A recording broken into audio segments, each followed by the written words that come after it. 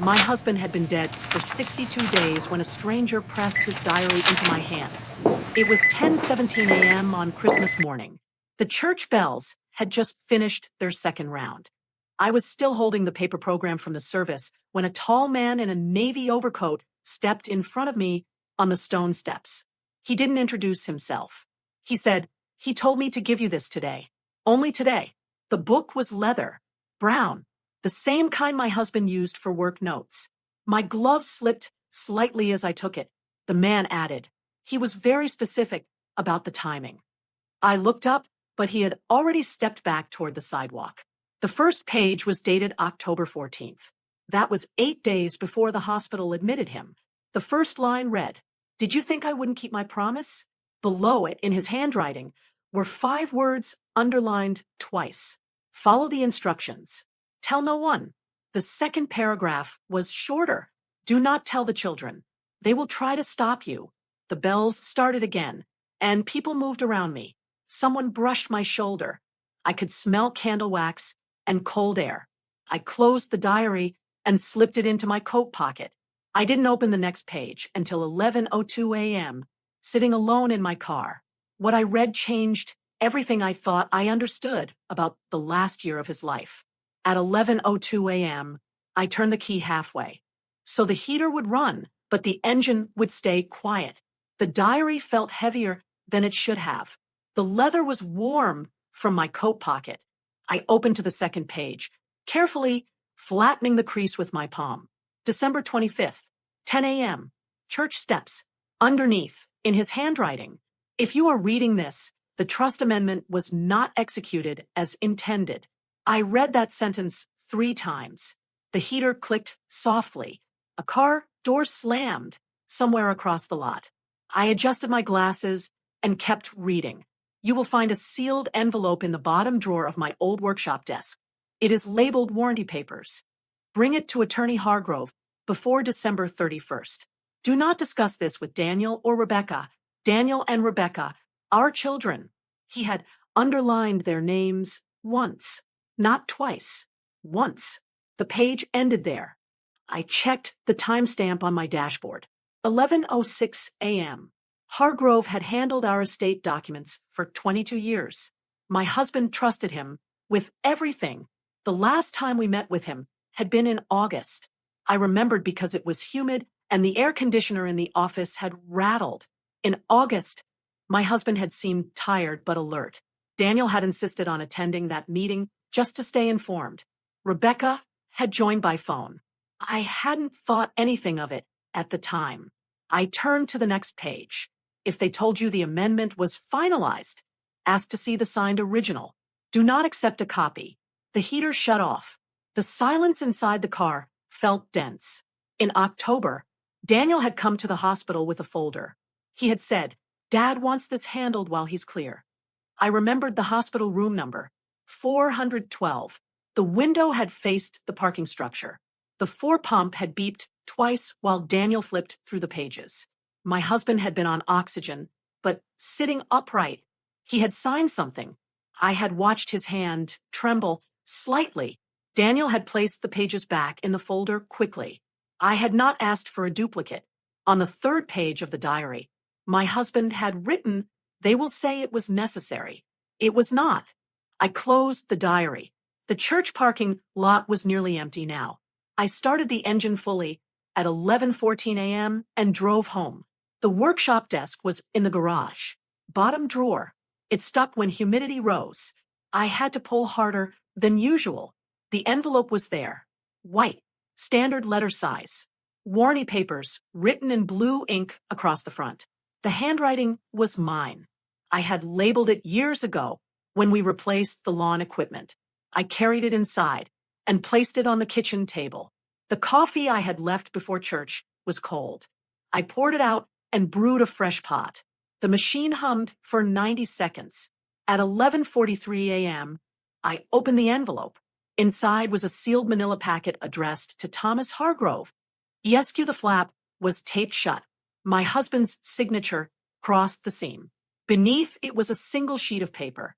If I am incapacitated, This letter confirms that no amendments are valid without my personal review with Mr. Hargrove present. The date was October 12th, 2 days before the diary entry. I checked the hospital admission paperwork later that afternoon, October 22nd. That meant he wrote this before being admitted. I placed the documents back into the envelope and slid them into my purse. At 12:30 p.m., Daniel called. "Mom, are you coming by today? We're all here." His tone was normal, controlled. Rebecca's children were likely in the background. "I'm not feeling well," I said. A pause. "Are you sure?" We were going to talk about the house listing timeline. The house listing. He had mentioned it twice since the funeral. "I'll call you tomorrow," I said. He didn't argue. That unsettled me more. At 1:05 p.m., I drove to Hargrove's home.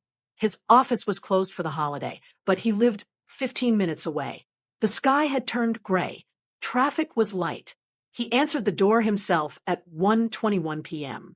He was wearing a sweater instead of a suit. "Mrs. Whitaker," he said, surprised. "Is everything all right?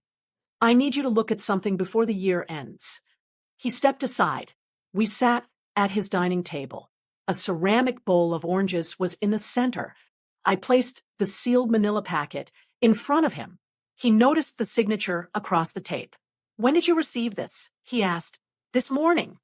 He examined the date written on the corner, October 12th. "That's odd," he said quietly. He stood, left the room, and returned with a thin black binder. He flipped to a tab labeled Trust Amendments 2023. There was an addendum signed October 24th. He said, "Your husband and Daniel were both present." Was I present? I asked. He looked down at the attendance note. No. He turned the binder slightly, so I could see. The document transferred primary control of discretionary distributions to Daniel immediately upon medical incapacity. It included authority to initiate property liquidation for estate efficiency. My coffee from earlier still sat heavy in my stomach. "Was this reviewed in person with you?" Hargrove asked. "No." He exhaled slowly. "I need to compare signatures," he said. He opened the sealed packet carefully with a letter opener. The paper inside was crisp. He read it fully before speaking. "This revokes any amendment not reviewed with me directly," he said. He compared signatures side by side. "They match," he said after a moment. "But this letter predates the amendment." He checked his calendar log. "I was not consulted on October 24th. He added, "Daniel scheduled that appointment directly with my associate." I watched the clock on his microwave change from 1:47 to 1:48. "What happens now?" I asked. He closed the binder. "If this letter is valid, the October 24th amendment may not withstand review. Can it be paused?" I asked. He nodded once. "Yes, if filed before December 31st. I glanced at the window. Snow had started lightly. "File it," I said. Hargrove did not file anything that afternoon. He explained the office server was offline for the holiday, and that formal submission would have to wait until December 27th at 9 a.m. sharp. He wrote the time on a yellow legal pad and tore the sheet cleanly. "Bring me every document Daniel has given you since October," he said. I drove home at 2:18 p.m. The roads were damp, but not icy. My windshield wipers moved, slowly, steady. Daniel had dropped off a folder 3 days after the funeral. I kept it in the hallway cabinet under the telephone table. The folder was blue, tabbed, organized. At 2:41 p.m., I laid every page across the dining table. Medical incapacity statement, temporary authority confirmation, property review schedule, a draft listing agreement with a realtor I had never met. The listing agreement was dated November 12th. My husband's funeral had been November 9th. I checked the fine print. Proposed listing date, January 3rd. That meant Daniel had begun arrangements before the burial. At 3:02 p.m., my phone buzzed again. Rebecca this time. "Mom, Daniel said you weren't feeling well," she began. Her voice carried that careful softness she used when correcting her children in public. "I'm fine," I said. "We just don't want you overwhelmed. The house is too big for you now." I looked at the dining table covered in documents. I'm not overwhelmed, I said. She paused. Daniel said Dad wanted things simplified. That's interesting, I replied, because your father wrote something different on October 12th. Silence. What do you mean? She asked. I mean, I said evenly, that I'll be reviewing everything personally before any decisions are made. Her tone shifted. You trust Daniel, don't you? I did not answer that question directly. I trust paperwork, I said. She ended the call within 10 seconds. At 3:37 p.m., I returned to the hospital discharge paperwork stored in my bedroom drawer. Admission October 22nd, surgery October 23rd, amendment signed October 24th. The timing tightened in my chest. At 4:05 p.m., I called the hospital records department. The automated system listed holiday hours, but an emergency operator answered after 2 transfers. I need to confirm visitor access for room 412 on October 24th. I said. The operator placed me on hold. The music looped twice. She returned at 4:13 p.m. Visitor log shows Daniel Whitaker entered at 9:06 a.m. and exited at 9:28 a.m. No attorney noted. Was the patient under medication at that time? I asked. That would require a formal request. I will submit one. I wrote the time down. At 5:02 p.m., Daniel texted, Are you upset about something? I read the message twice before responding. I'm reviewing documents. He replied within 30 seconds. There's nothing to review. It's handled. I placed the phone face down. At 6:10 p.m., I reheated leftover soup. It boiled over slightly in the microwave. I wiped the glass turntable clean while it was still warm. At 7:24 p.m., I opened the diary again. Page 5. If Daniel pressures you about the house, delay. The liquidity conversation was never meant to include liquidation. I stared at that line for a full minute. Daniel had used the word liquidity twice in November. At 8:03 p.m., I pulled the trust summary from the folder again. The amendment language allowed Daniel to optimize estate positioning. That phrase appeared 3 times. At 8:22 p.m., I checked the email account my husband used for financial correspondence. The password had not been changed. There were 7 emails between Daniel and Hargrove's associate dated October 20th through October 23rd. One subject line read, Urgent, pre-op signing window. I opened it. Daniel had written, Dad wants this settled before anesthesia complications. We're clear to proceed as long as the document is ready. The associate had replied, We can arrange in-room execution. Standard witness process will apply. There was no mention of Hargrove directly. At 8:47 p.m., I forwarded the email chain to myself. At 9:02 p.m., Daniel called again. Mom, why are you digging into this? He asked. I'm not digging, I said. I'm reading. He exhaled sharply. You're making this harder than it needs to be. For whom? I asked. A pause. For everyone, he said. At 9:11 p.m., I ended the call. I returned to the diary. Page 6. If they say it was my wish, ask for my handwriting. Not a signature. My handwriting. I went back to the amendment copy Daniel had provided. The signature matched. The body text did not contain a single handwritten note. At 9:38 p.m., I placed the documents back into neat stacks. At 10:04 p.m., I emailed Hargrove the hospital visitor log time and the email chain. He responded at 10:17 p.m. We may have an execution issue. That was the first time I felt alignment. I turned off the kitchen light at 10:42 p.m.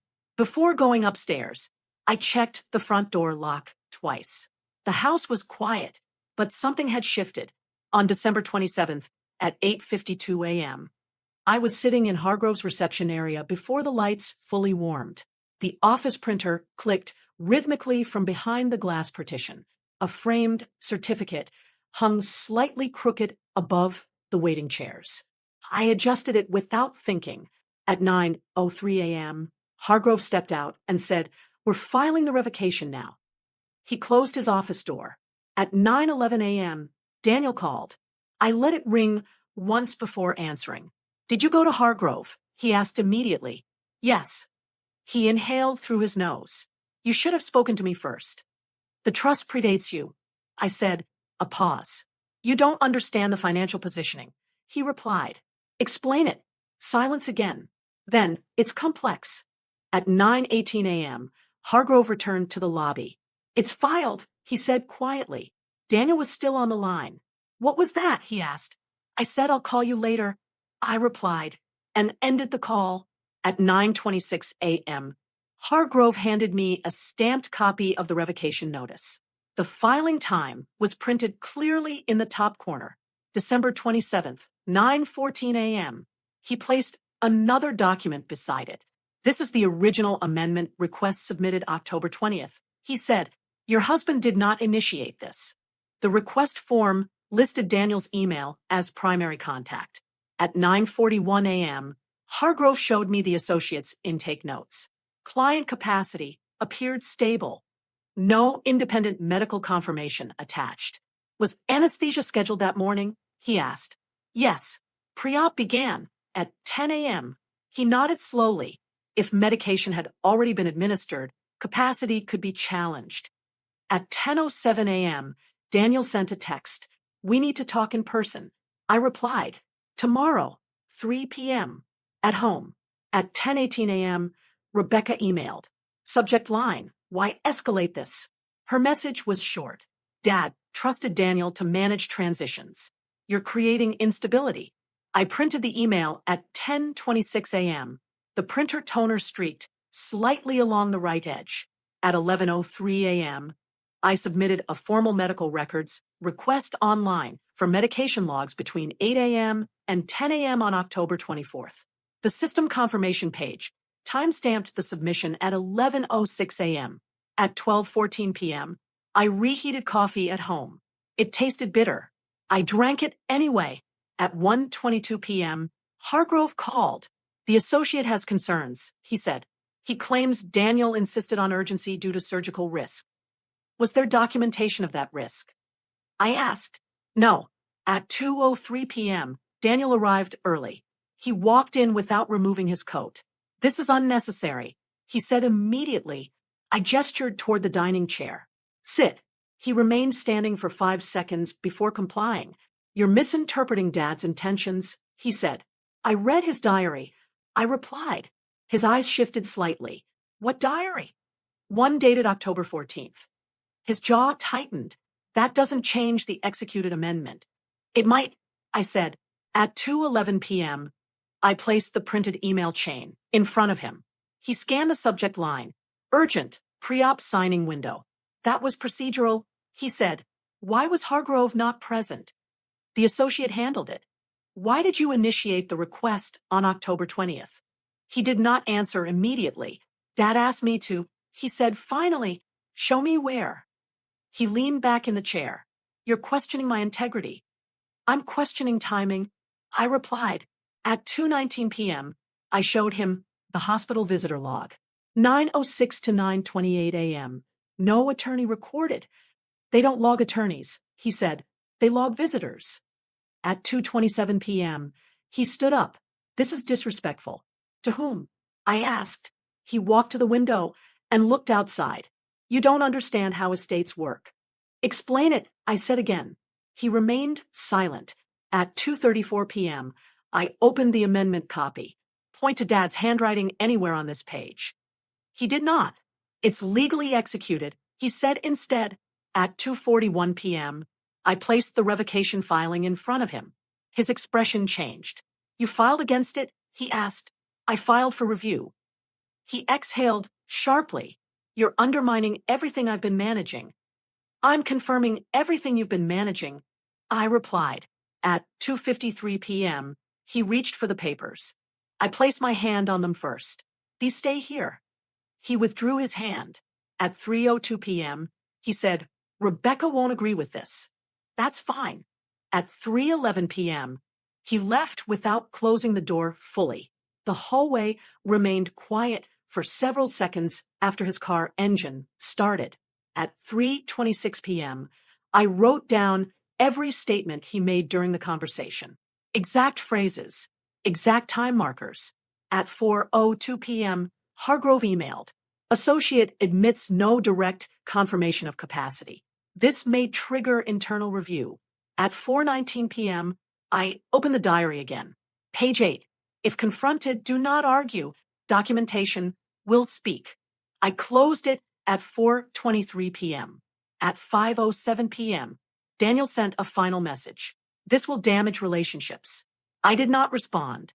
At 6:42 p.m., I received confirmation from the hospital that medication logs would be released within 5 business days.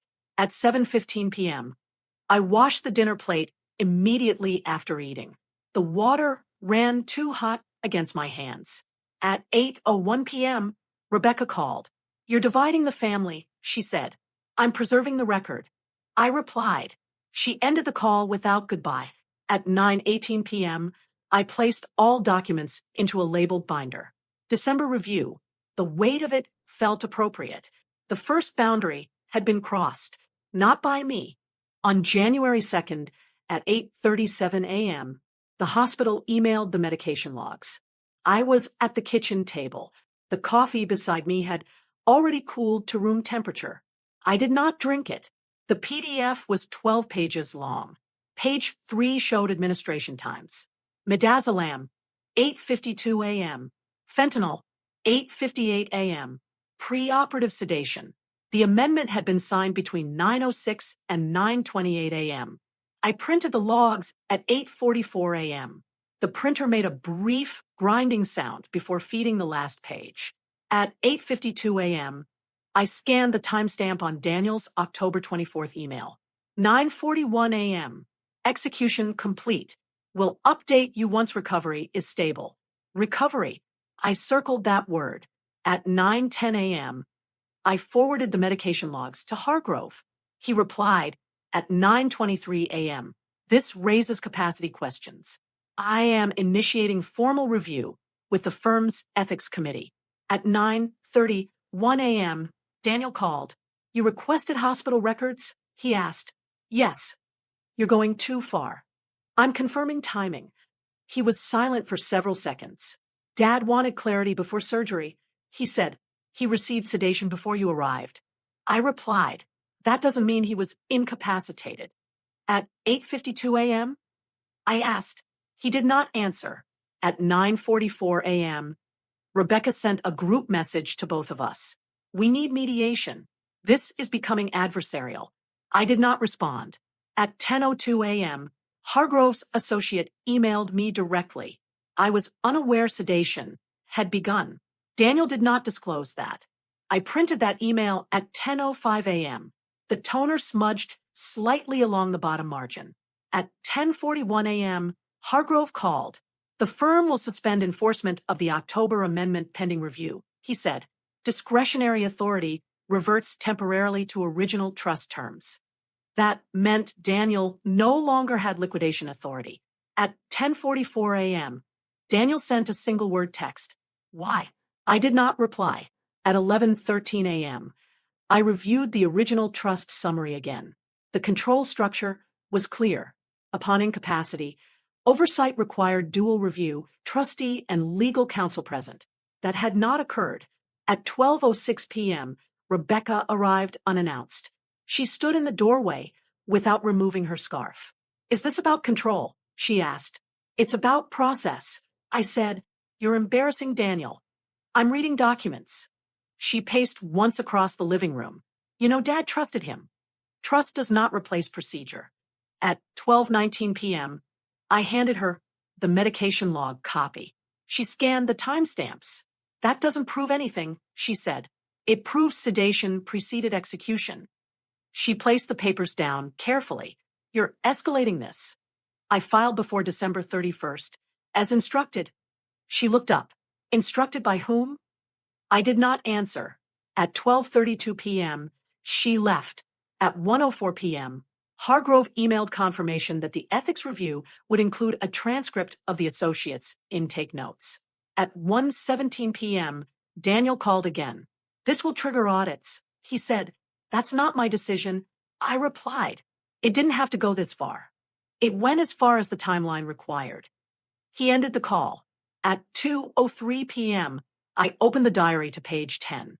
If sedation preceded execution, the amendment collapses. Do not argue that point. Submit proof. I closed it at 2:05 p.m. At 2:44 p.m., Hargrove called again. The associate admits Daniel emphasized urgency due to risk of cognitive decline. There was no physician certification attached. That was his wording. I asked. Yes. I wrote it down exactly. Risk of cognitive decline. At 3:12 p.m., I checked the surgical consent form from October 23rd. It included a physician note. Patient alert, oriented, coherent. There was no mention of decline. At 3:48 p.m., Hargrove confirmed that the firm would issue a formal notice of procedural deficiency by January 8th. At 4:02 p.m., Daniel sent an email. Subject, family first. The body contained 3 paragraphs. This review undermines stability and creates unnecessary scrutiny. Dad would not have wanted legal friction between us. I printed it at 4:05 p.m. At 4:16 p.m., I replied, the review was triggered by documented sedation times. The process will clarify intent. I did not add anything else. At 5:23 p.m., the realtor emailed Daniel, copying me, listing preparations paused pending trust clarification. That was the first external response. At 5:41 p.m., Daniel forwarded the email back to me with one line. This affects financial planning. I did not respond. At 6:12 p.m., I washed the dinner dishes immediately after eating. The sink drained slowly. At 7:08 p.m., Rebecca texted, Daniel feels attacked. I replied, documents are neutral. At 7:42 p.m., Hargrove sent confirmation of temporary trustee rebalancing. Authority reverted to joint oversight until capacity review concluded. At 8:15 p.m., I placed every printed email, log, and note into the December review binder. The binder was thick now. At 8:32 p.m., I wrote down the exact sequence. Sedation 8:52 a.m. Execution window 9:06 to 9:28 a.m. Email 9:41 a.m. No physician capacity statement. No senior counsel present.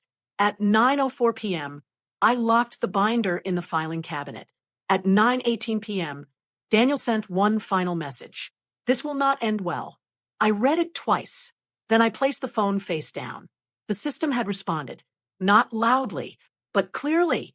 On January 8th, at 9:02 a.m., Hargrove forwarded the formal notice. Subject, procedural deficiency, October 24th Amendment. The letter stated that the execution failed to meet capacity verification standards and would be suspended pending internal review. It required sworn clarification from all parties present. Daniel was copied. At 9:11 a.m., my inbox filled. The realtor requested updated authority documentation. The bank's estate division asked for confirmation of trustee status. The associate from Hargrove's firm requested a written timeline of my husband's hospitalization. I brewed coffee at 9:26 a.m. and left it untouched. At 10:03 a.m., Daniel replied to the notice. I acted in good faith under urgent circumstances. He attached a one-page statement.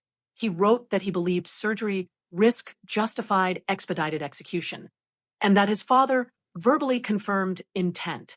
There was no mention of sedation timing. At 10:44 a.m., Hargrove responded, please provide documentation of verbal confirmation post-medication disclosure. Daniel did not answer immediately.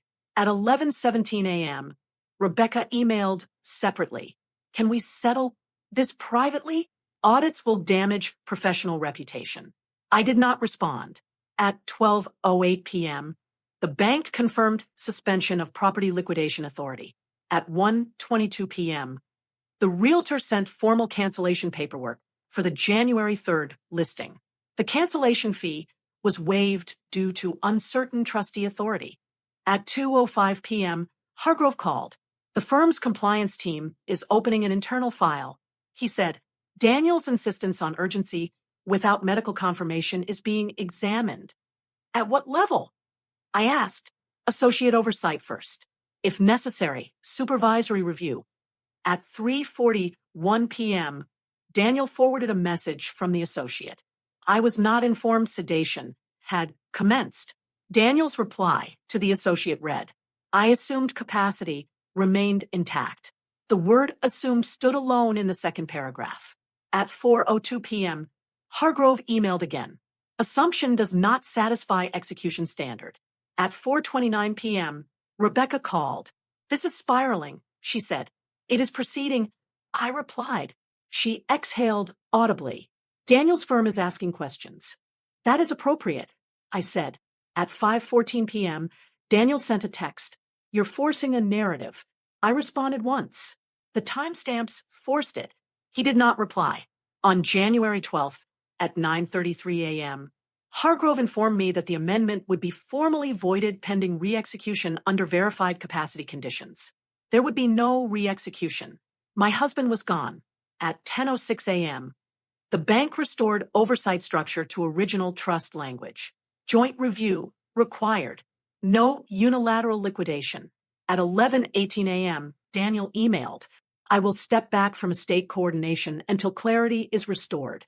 That was the first professional distancing. At 1:42 p.m., the realtor confirmed removal of preliminary marketing drafts. At 2:19 p.m., the associate issued a written acknowledgement of procedural oversight. The letter cited incomplete capacity verification. At 3:04 p.m., Rebecca sent a final message. Let's pause discussions for now. At 4:16 p.m., I closed the December review binder and moved it to the lower shelf of the filing cabinet. The printer tray was empty. The house was quiet. No one had shouted. No one had accused directly, but authority had shifted, not through argument, through sequence. On February 3rd, at 8:14 a.m., I signed the updated trustee confirmation. The document required 2 witnesses and senior counsel present. Hargrove oversaw the execution personally. The paper stock felt thicker than the October amendment copy. At 8:22 a.m., the notary stamped the bottom corner. Original trust language restored. No discretionary override. No liquidation clause. At 8:37 a.m., Daniel arrived at the office. He wore the same navy coat he had worn on Christmas morning. He did not remove it. I'm not contesting the restoration, he said. Hargrove nodded once. That is noted. Daniel signed the acknowledgement at 8:41 a.m. No argument. No explanation.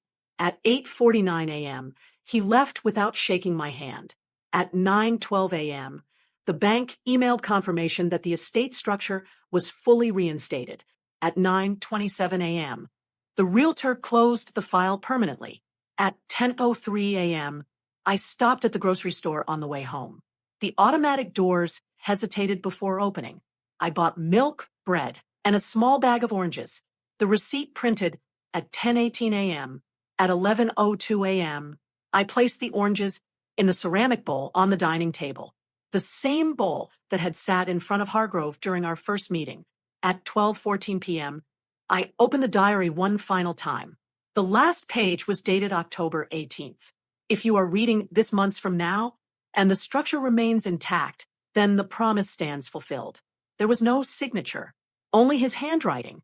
At 12:21 p.m., I closed the book. At 1:03 p.m., Daniel sent a brief message. We'll coordinate through counsel moving forward.